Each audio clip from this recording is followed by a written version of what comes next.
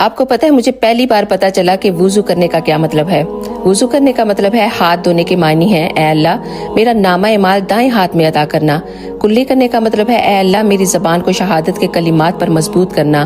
ناک میں پانی ڈالنا اے اللہ مجھے جنت کی خوشبو عطا کرنا۔